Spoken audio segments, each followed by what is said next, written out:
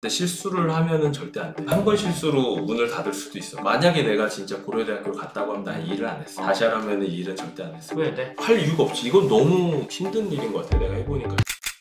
이제 본격적으로 시작을 좀 해볼게요. 네. 현석이에게 질문을 좀 하면서 해보도록 하겠습니다. 본인 소개를 좀 해주세요. 저는 그냥 진짜 평범한 집에서 태어난 평범한 아들입니다. 금수저냐 아니면 뭐 이런 거 되게 많이 물어보시는데, 최근에 이제 아버님이 돌아가시고 유산을 남기셨는데 집 하나 이제 남기신 거 그거에 매도를 하니까 딱 2억 5천 원. 그거랑 QM6 하나. 평범보다는 좀 밑이 아니었나. 서울 기준으로 봤을 서울 때. 기준으로 봤을 때. 오늘 얘기를 하기에 앞서서 이런 얘기를 하는 거는 사람마다 처해진 상황이라던가 이런 부분이 다 다르기 때문에 본인이랑 비슷한 상황이면은 참고만 하시면 좋을 것 같아요. 정답이 아니기 때문에. 내가 알기로는 너가 재수를 해서 국민대를 입학을 했고 학교 다니다가 왜 갑자기 카오디오 사업을 한 거야? 예전에 이제 가고 싶은 학교가 고려대학교였는데, 고려대학교 보건대학을 다니다가 거기를 중간에 때려치고 바로 옆에 있는 학교가 그 당시 이제 국민대가 있었는데, 축제 때 가봤는데 축제 그 분위기가 완전 다르더라고. 보건대는 그 당시 병설대였기 때문에. 당시엔 전문대 아니었나? 3년제 전문대였어. 그때는 공부해서 그냥 취업하는 약간 학원 같은 개념이었고, 국민대는 사실 절대 안 가야지라고 했던 학교이긴 한데, 잔디밭에서 막 술 먹고 이런 모습을 보니까 아, 이게 대학교 생활이겠구나 해서 다음 연도에 가게 된 케이스고, 그때부터 이제 시작이 되는 거야. 왜냐면 이제 학교를 다닐 때 버스가 집 앞에 하나 있었거든. 근데 그 버스가 갑자기 없어졌어. 이명박 서울시장이었을 때 버스 중앙차로인가 그걸 시행을 하면서 버스 정류장이 되게 많은데 그거를 이제 부분 이제 삭제를 하고 200m 간격으로 해서 중앙에다 놓으니까 학교 가는 게 너무 힘든 거야. 그래서 오토바이를 하나 샀지. 그 당시에 135만 원이었어 정확하게. 이거를 그냥 산 게 아니지. 돈이 없지 당연히. 아르바이트를 엄청나게 했어. 술집에서 그 돈을 가지고 모아서 스쿠터를 처음에 샀던 게 이 사업이 어떻게 보면 시작이다. 이걸 사서 이제 학교를 다니다 보니까 주변에 오토바이들이 너무 많이 보이는데 LED를 막 반짝반짝하게 달고 다니는 오토바이들이 많이 보이더라고. 그 당시에 이런 오토바이에 LED를 다는 게 약간 유행이었어. LED 다는 게 6만 원이었어. 내가 인터넷 검색해가지고 LED를 달러 갔더니 그 친구가 공익근무요원이야. 어디 뭐 은평구 주차장으로 오래. 갔더니 점심시간에만 작업을 한대. 놓고 가시래? 1시간 있다 그래. 아, 이렇게도 돈을 벌 수 있구나라는 걸 이제 처음 느낀 거지.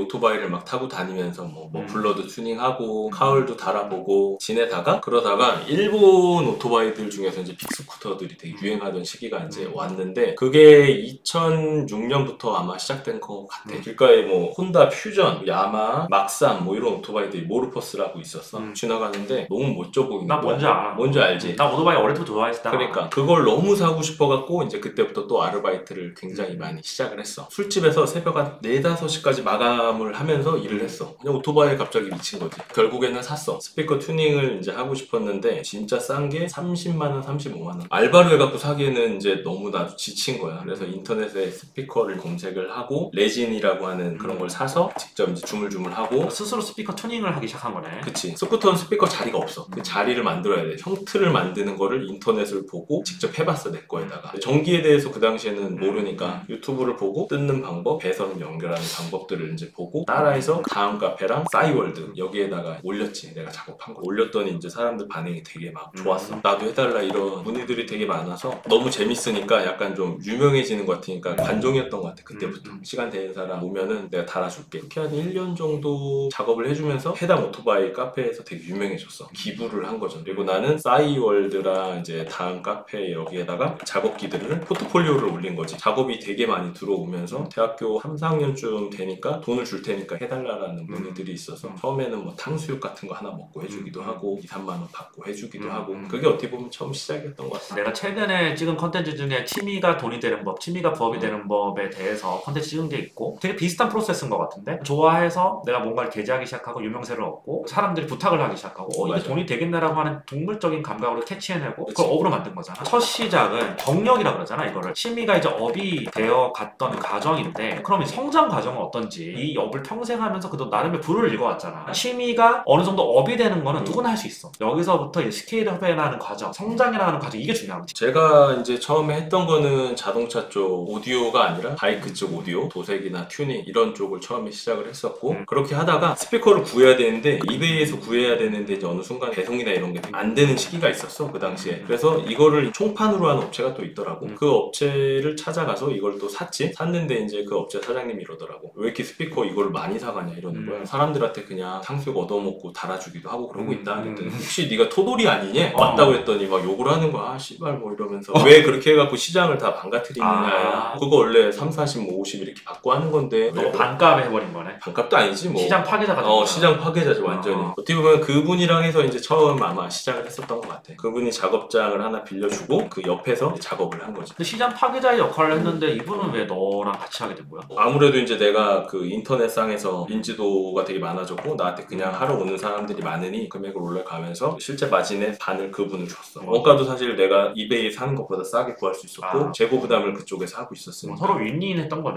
거기가 카우디오 샵이다 보니까 처음 오토바이만 좋아하다가 오는 차들이 이제 수입차들이 많이 왔어. 뭐 BMW, 벤츠, 3 시리즈, M3, 328 컴보 이런 차들 봤는데 이제 눈이 또 휘둥그레진 거야. 나도 진짜 수입차를 타고 싶다라는 생각이 들어서 그때부터 이제 또 되게 열심히 일을 해서 차를 사야지 이렇게 마음을 먹었었고 대학교 졸업할 때쯤에는 이제 차를 샀어. BMW를 샀어. 아 이걸 꽤 그래 돈이 됐나 보다 처음에. 진짜 열심히 했어. 하루에 뭐 6, 7대에서 작업을 하고 막 그랬으니까. 대학교 다니는 동안 너 1,000만 원을 번 거잖아. 그치. 화폐 가치도 지금보다 훨씬 높았지. 그런 걸로 인지도를 좀 쌓으면서 형님한테 얘기를 했지. 같이 우리 동업을 하면 어떻겠냐. 거절을 하시더라고. 나도 처음부터 업체를 바로 차리긴 좀 힘들 것 같아서 다니던 학교에 교직원으로 들어갔어. 9시부터 5시까지 근무를 하고 5시 이후부터는 빌라로 이제 차를 가지고 오면은 문짝 뜯어서 마루에 가갖고 이제 스피커 달고 다시 가서 사업자도 없이 한 거야? 그 당시에는 없었지. 뭐 아무것도 모르니까 그냥 과외 알바 뭐 이런 개념으로 한 거야. 과외 알바처럼 한 거구나. 약간 그러다가 개업을 했어. 사업자를 내고 보증금 천에 월세 90만 원짜리 집 근처 거기다 이제 오픈을 해서 2010년인가 2011년도였던 것 같아. 시작을 했던 게 오렌지 커스텀이 된 거지. 현대건설의 시장 뭐 이런 느낌인데 웅장한 느낌이 드는데 야, 한번 해보자 뭐 이런 느낌이 좀 드는데 이렇게 하면서 계속 혼자 작업하는 게 어떻게 보면 나한테는 좀 몸에 익어서 창업하고 나서 2년 정도는 계속 혼자 있었던 것 같아. 되게 저렴하게 이제 작업을 많이 해줬어. 그래서 이때도 사실 자동차 쪽에서는 인지도가 아무래도 없다 보니까 진짜 싸게 아니면은 원가에 해주고 이런 작업을 많이 했었던 것 같아. 운영비 정도 나오고 너 먹고 살 만큼 나올 정도로 그 정도만 붙여서 운영비가 사실 필요 없었지. 왜냐면 월 99만 원을 내야 되는 상황인데 대학교에서 교직원을 하면서 185만 원인가 받았었던 것 같거든. 그걸로 이미 임대료를 낼 수 있었으니까 그러다가 요즘으로 치면 약간 인플루언서 같은 거지. 좋은 인연을 만나서 그분 차를 이제 작업을 해드렸는데 잘 해드렸어. 작업 자체도 뭐 만족하셨던 것 같고 그 당시에 직장 다니면서 또 이런 일을 하면서 열심히 사는 모습이 좋았나 봐 그분이. 그분이 되게 많이 주변에 소개도 해주고 포스팅 같은 것도 써주면서. 보통 인플루언서들은 그런 걸 하는데 돈을 요구하잖아. 그분은 그런 게 전혀 없었었어? 이 당시에는 사실 돈을 주고 광고한 그런 시대가 아니었어. 친해지면 막 형 동생 되고 같이 뭐 소주 한 잔 마시고 약간 정이 있던 그 시대야. 요즘은 그거 1도 없잖아. 다 돈이잖아. 그 사람들이 물어봐. 내가 너랑 시승기 찍으면 내가 돈 받냐? 내가 돈을 주고 찍어야 될 것 같은데. 나 건물 살 때 형이 돈 대줘서 샀냐 이런 얘기도 있고 무슨 그래서 얘기가 많더라고. 이상한 소문이 많더라고. 여기까지가 이제 어떻게 보면 완전 서론인 것 같고 열심히 이제 일을 하면서 블로거들 이런 분들이랑도 같이 이제 일과 뭐 자동차 요즘 이런 드라이브 오늘 형 갔던 새벽 드라이브 같은 것도 하고 이때 3 시리즈 타고 있었고 328 컨버터블을 타고 다녔어요 이 당시에. 이 당시에 블로거 중에서 터보 83이라는 사람도 있었던 것 같아. 2011년에 내가 처음에 F430이라고 하는 차를 페라리를 사고 그때 처음 블로그를 시작했어. 캐토시님이 어떻게 보면 1세대 블로거고 연장자견들 1세대야. 지금 안에서 망했지 지금. 나는 2세대야 사실. 1.5세대 정도 1.5세대 정도인 것 같아. 페라리 타고 막 이런 이제 글이 올라오고 쭈쭈반지 뭐 무슨 반지 뭐 이런 거 올라오니까 조스바 있었지. 그렇게 해서 한 7, 8년 이렇게 되게 열심히 일을 했었고. 근데 이제 확장 과정이 있잖아. 여기서 너가 이제 강남으로 오게 되고 포함동 여기로 오게 되는 그 과정들이 좀 궁금하다. 내가 볼 때 너는 파워블로거들. 파워블로거들의 홍보가 너의 가장 큰 강점이었다고 생각을 하거든. 신의 한 수였던 것 같아. 모든 사람한테 내가 작업을 그냥 해준 건 아니야. 다음 카페 운영진이라던가 그때 이제 나는 그걸 해드리면서 아 이게 효과가 굉장히 좋구나라는 걸 이미 한번 깨달은 거지. 그러면서 자동차 쪽에는 뭐가 있을까, 요즘 트렌드는 뭐가 있을까라는 걸 찾아보게 된 거고. 어떻게 보면 요즘에 이제 인스타그램하고 유튜브가 굉장히 커지면서 인플루언서들이 연예인만큼의 파급력을 가지게 되면서 광고비가 엄청나게 올라갔는데 어떻게 보면 너는 10년 전부터 이걸 직관적으로 알고 있었는데 그 당시만 해도 이걸 깨닫는 사람들이 많이 없었거든. 너는 어떻게 이걸 빨리 깨닫은 거야? 다음 카페 할 때 그때 한번 이제 체감을 하다 보니까 자연스럽게 내가 보는 매체가 뭔가 봤더니 네이버더라고. 네이버에 유명한 사람이 누가 있나 봤는데 뭐 이런 분들이 있었고 보니까 또 내가 좋아하는 차, 내가 타고 있는 차를 같이 타고 있더라고. 그래서 이제 뭐 모임 같은 데도 가서 안면도 트게 되고 그러면서 이제 자연스럽게 연결이 된 거죠. 어떻게 보면 처음에는 조금 저가형의 가성비 좋은 제품들을 이제 서비스 시공을 제품만 파는 게 아니잖아. 우리는 서비스 기술이 이제 노고화된 건데 제품가가 어느 정도 올라가야 백단가가 올라가다 보니까 뭐 가격대가 있는 걸 좀 팔아야겠다라는 생각을 중간에 하긴 했어. 근데 기술력도 되게 필요하고 또 오디오의 튜닝 사업이라는 게 첫 번째로 일단 홍보가 중요한 것 같고 홍보가 되게 중요한 사업 같은 경우는 내가 볼 때는 누가 작업하던 간에 작업의 퀄리티가 크게 차이가 나지 않는 경우는 홍보가 제일 중요하거든. 예를 들어서 커머스 회사들에서 파는 뭐 물건이라든가 화장품이 특히 그렇거든. 다 OEM에서 만드는 거잖아. 누가 파는지가 중요하지 않잖아. 어차피 자기들이 제조하는 것도 아니고 라벨 가리만 해서 파는 거잖아. 사실 실질적으로 이거 넣어주세요. 색 좀 이렇게 이런 차이가 있는 거지. 마케팅이 사실 제일 중요하잖아. 마케팅으로 이게 승부를 거는 사업이잖아. 오디오 사업도 그래? 오디오 사업은 좀 다르지. 오디오가 아까 말한 것처럼 완제품 스피커만 있는 게 아니라 앰프도 있고 헤드 유닛도 있고 성형을 해야 되는 작업들도 있기 때문에 풀 작업 같은 경우에는 집 인테리어랑 좀 비슷해. 과정 자체가. 근데 집은 가만히 있지만 차는 움직이기 때문에 작업이 잘못되면은 이제 다시 뜯어봤을 때 그 안에 결과물들이 노출되는 경우가 있어. 굉장히 좀 리스크가 있는 일이야. 홍보도 중요하지만 당연히 중요하지. 뭐 하나 중요하지 않은 게 없다라고 말하는 게 맞지. 작업 실력과 홍보 이 두 가지가 메인 키다. 처음엔 홍보를 먼저 시작으로 해서 마케팅을 했지. 배운 게 아니니까 카오디오를. 근데 싼 거를 장착을 해드렸을 때는 문제가 안 돼. 비싼 거를 장착을 해줬는데 소리가 마음에 안 들어. 그럼 이제 문제가 생기는데 이런 문제가 이제 4, 5년 지나서 생기게 되는데 그 전에 이제 어떻게 해서 확장을 했냐고 하면은 홍보를 당연히 해놓으니까 손님들이 많이 와서 대기 기간이 길어지잖아. 그때 이제 직원을 뽑게 됐던 거. 작업 대수가 늘어가니까 당연히 매출도 더 늘어가고 작업 공간도 부족하니까 삼선동에서도 한 번 더 확장을 했어. 원래는 90만 원짜리 자동차 한 대 들어가는 데에서 했거든. 근데 이제 옆으로 이동해서 350만 원짜리로 이동했어. 차가 2대 들어가는 데였어. 거기서도 한 1년 반 2년 하다가 자리가 너무 좁은 거야. 그래서 이제 용산으로 가서 거기는 한 3대에서 4대 정도 들어가는 자리. 지금 내가 산 건물이지. 궁금한 게 홍보랑 기술력이 이 사업의 키이다. 누구나 알 것 같아 이거는. 왜냐면 뭐 어차피 우리가 자동차 튜닝 업체라고 오디오 업체뿐만 아니라 썬팅 업체도 있고 되게 많은 업체들이 있잖아. 사실 어떻게 보면 뭐 나도 이제 중고차업에 투자해가지고 하고 있지만 중고차업이라는 게 어떻게 유통 사업이기 때문에 차별화가 안 되잖아. 솔직히 얘기하면. 그치. 어차피 이게 마케팅 사업이거든. 그리고 이제 딜러들이 얼마나 열심히 이제 영업을 하냐. 사실은 그건 중고차 사업뿐만 아니라 부동산 중개업도 똑같거든. 완성품을 파는 거잖아. 그냥 이미 있는 걸 유통하는 것 뿐이잖아. 근데 이제 여기서 홍보가 중요하다는 건 누구나 알아. 근데 홍보를 잘할 수 있는 사람들 많이 없거든. 너가 다른 업체에 비해서 내가 볼 때는 홍보에 있어서 비교의가 좀 있었던 것 같아. 근데 그거를 내가 직관적으로 봤을 때 일단 카오디오 업계가 나이 많으신 분들이 너무 많이 헤쳐먹었던 게 좀 있었어. 10만 원이 수입을 하면 200만 원에 팔고 이게 카오디오라고 난 들었었거든. 예전에 눈탱이 엄청 치는 뭐 그런 업계라고 들었는데 지금 경쟁이 되게 심해지면서 이제 되게 마진율도 많이 내려왔고 가격이 다 공개가 돼 있고 뭐 이렇게 된 걸로 알고 있어. 근데 홍보에 있어서 너가 기존의 사업자들이 가지지 못했던 비교 의의가 뭐가 있었고 신규 사업자들이 또 있었단 말이야. 너 말고 내가 봤을 때 1세대 카오디오 하시는 분들이 있고 그치. 2세대가 있었고 네가 2세대 정도 되는 것 같은데 2세대에서 네가 왜 살아남았는지 그거를 좀 이렇게 얘기해 주면 좋을 것 같아. 처음에는 내가 작업을 되게 잘한다고 여겼어. 근데 하다 보니까 부족한 부분이 이제 눈에 보이더라고. 그래서 이제 그때부터 이제 직원들을 구하기 시작했고 나는 전체적으로 잘하는 거지 뭔가 하나를 특출나게 잘하는 거 같지 않다는 걸 이제 깨달은 거지 중간에. 그래서 직원들을 구해서 그 직원들도 그 사람들이 잘하는 게 있어. 목공을 진짜 잘하신 분이 있고 분해 조립을 또 잘하신 분이 있어. 와이어링 되게 잘하신 분이 있고 그리고 마지막으로 조율 잘하는 사람이 있는데 나는 조율만 했어. 그때부터 포인트들마다 굉장히 잘하는 사람들을 세팅을 하고 그거에 맞춰서 좀 체계적으로 계속 운영을 하면서 인지도를 조금씩 올렸던 것 같아. 까먹은 것도 사실 많기는 해. 작업이 밀리다 보면 좀 더 세팅을 해드려야 되는데 못한 경우 되게 많아서 그런 것들이 이제 인터넷에 올라가기도 하고 이러면서 시련을 겪은 것도 되게 많았지. 다시 오시면 다시 세팅해드리고 뭐 재작업을 해드린다는 거 이런 과정들을 되게 많이 겪으면서 하나하나 그냥 올려갔던 것 같아. 내가 느낄 때는 이 자동차 업계가 야인들이 엄청 많거든. 이 야인들의 특징 중에 하나가 경쟁업체가 들어왔을 때 얘를 죽이려고 정말 노력을 많이 하더라고. 어떻게 보면 내가 품질을 높이고 홍보를 더 잘하고 비교 우위를 점유함으로써 이 사람을 누르려고 하는 게 아니라 그냥 어떤 야비한 방법으로 정파들은 잘 하지 않는 방법으로 얘를 막 죽이려고 하는 경우가 되게 많았었어. 근데 너도 그런 일을 겪어보지 않았었나? 정말 많이 겪었고 소송도 되게 많이 했었고 결과적으로는 보니까 이게 진입장벽이 되게 낮고 초기 비용이 적어 일단. 그러다 보니까 고학력자라던가 뭔가 이제 법이나 뭐 이런 거를 좀 배우신 분들 잃을 게 많은 분들은 이걸 했을 때 내가 잃는 게 훨씬 더 많기 때문에 불법적인 걸 안 하는데 이쪽은 진짜 들어오면은 각오는 해야 돼. 처음에는 처음엔 되게 힘들었어. 대학교 다닐 때까지만 해도 이런 거는 사실 듣도 보도 못한 상황들인데 이런 것들이 막 계속 터져. 여길 들어온다 라고 생각하시는 분들은 여기는 전쟁터다. 벌금을 내든 뭐하든 벌금보다 내가 얻는 게 더 많으면 진행하는 업계이기 때문에 사실은 지금까지 들어봤을 때는 너가 다른 어떤 업체들이나 2세대 카오디오 하는 분들, 너가 속해 있는 인더스트리에서 어떤 비교 우위가 있었나라고 하는 건 내가 솔직히 와닿지는 않거든. 근데 이게 너도 좀 예민한 부분이 있어서 그런 것 같아. 왜냐면 홍보가 됐는데 작업 실력이 안 좋으면 불평불만글, 그러니까 동호회 홍보라는 게 이중성을 가지고 있거든. 동호회 홍보가 사실 필수적이긴 해요. 자동차 사업을 하려고 하면. 근데 한번 뭔가 삐끗해가지고 작업을 되게 잘못했거나 뭐 손님하고 싸우거나 이런 일이 있었을 때 그 사람이 이걸 동호회에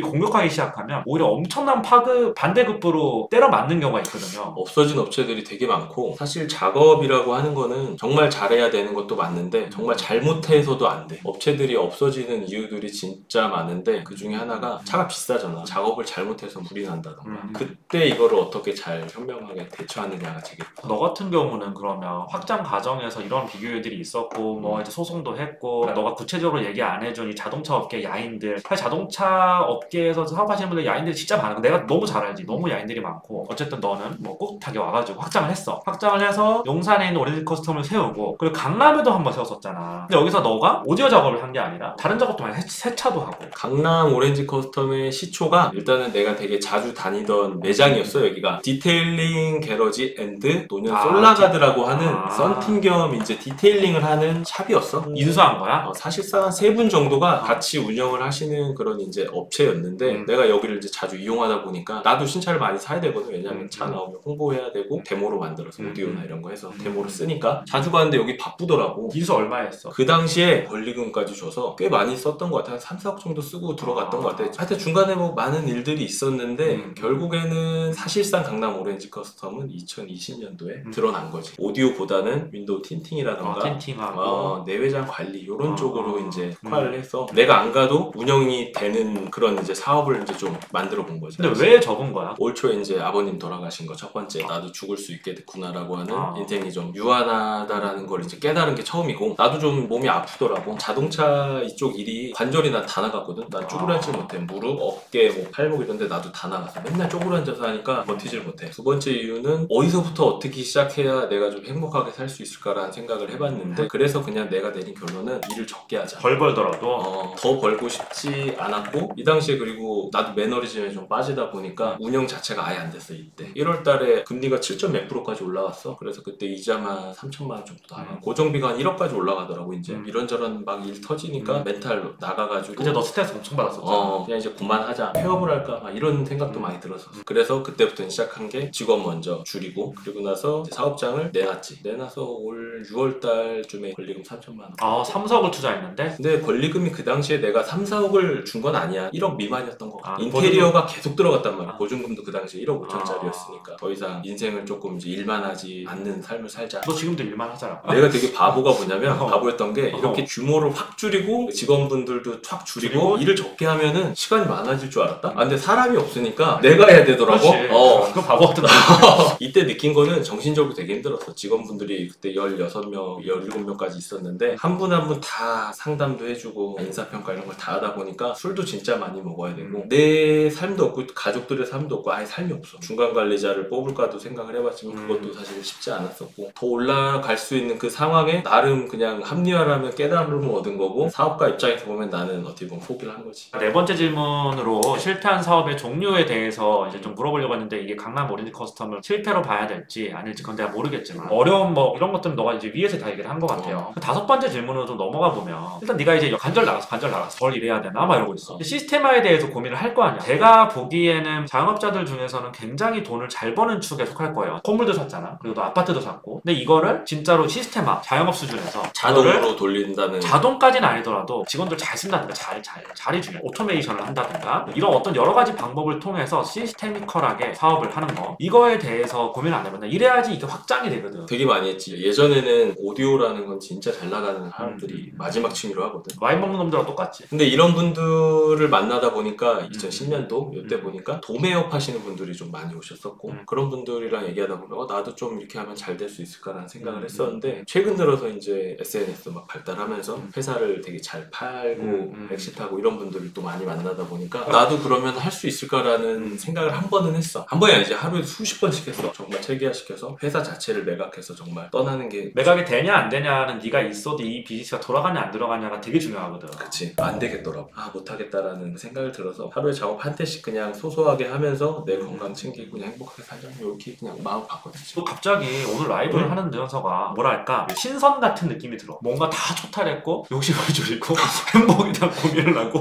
아니, 그러니까 이런 욕심은 들더라고. 체인 사업을 하기 위해서는 어차피 체인을 뭐 만들어서 매출을 올리든 뭘 만들어야 될, 많이 팔아야 될 거 아니야. 단순히 내게 파는 게 아니라 서비스인데 서비스도 작업자의 손재주 하나하나 마감 이거 하나에 따라서 리스크가 너무 큰 거야. 고가의 차들이 오잖아. 뭐 하나 잘못 건들면 이게 되게 크기 때문에 계속 옆에서 지켜보고 뭐 할 때 이 포인트는 이렇게 해야 되는 저렇게 해야 되는 하루 종일 얘기하는 내 모습을 반대로 보니까 이 역할을 누가 해줄 수 있을까? 약간 동물적인 그 감각도 분명히 있어. 내가 해보니까. 가르친다고 되는 게 아니야. 안 되는 부분이 있더라고. 그래서 이 일을 대신해줄 사람이 있으면 그냥 보통 다 오픈해 있더라고. 중고차도 그렇고 부동산 중개업도 그렇고 업의 본질 자체가 어느 정도만 배우면 오픈할 수 있는 업이기 때문에 어디나 다 그래. 그래서 이제 홍보 마케팅력이 되게 중요한 것 같아. 거기서부터 하나 더 질문을 해보면 오디오 튜닝이라고 하는 이 인더스트리의 방향 자체가 우리가 그랬잖아. 점점 신차들의 순정 오디오가 되게 좋아지고 있고 점점 이거를 뭐 블랙박스도 그랬잖아. 블랙박스도 지금 망하고 있잖아. 왜냐면 완성차 업체에서 블랙박스를 달아버리고 나와버리잖아. 그리고 예전에 뭐 이제 아이나비 같은 내비게이션 업체 타망했잖아. 그러니까 인더스트리가 이렇게 바뀌거든 계속. 신차들이 점점 좋아지고 이런 오디오 튜닝이나 특히나 이제 우리가 자율주행을 향해서 막 달려가고 있잖아. 전 세계 자동차들이 달려가고 있는데 만약에 자율주행이